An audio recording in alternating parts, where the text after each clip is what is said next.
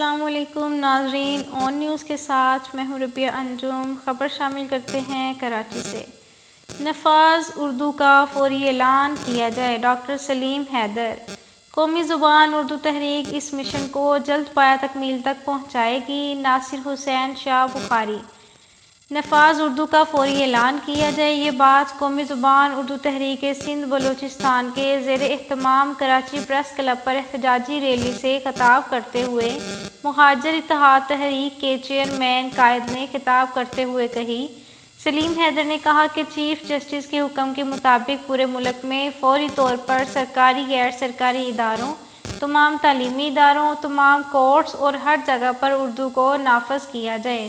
قومی زبان اردو تحریک سندھ بلوچستان کے منتظم اعلیٰ ناصر حسین شاہ بخاری نے کہا کہ پورے پاکستان میں منظم اور پرامن ریلیاں نکالی جا رہی ہیں اور ہم بھی پرامن طریقے سے احتجاج کر رہے ہیں۔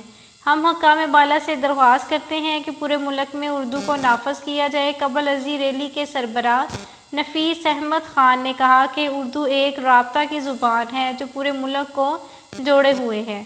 اس پر امن ریلی سے مسعود احمد وسیع، اقوام متحدہ میں پہلی بار اردو میں مقالہ پڑھنے والی ماہر تعلیم افشی بابر، انجینئر وسیم احمد فاروقی، سلیم احمد فاروقی، فہیم بنڈی، محمد جاوید میمن، ڈاکٹر محمد رفیع احمد، راحیل بھٹی، عثمان اقبال اور دیگر رہنما بھی کثیر تعداد میں موجود تھے۔ رپورٹ کرتے ہیں چیف رپورٹر علی انجم، آن نیوز کراچی۔ لائک کریں، کمنٹ کریں، شیئر کریں اور بیل آئیکن کو پریس کرنا مت بھولیں۔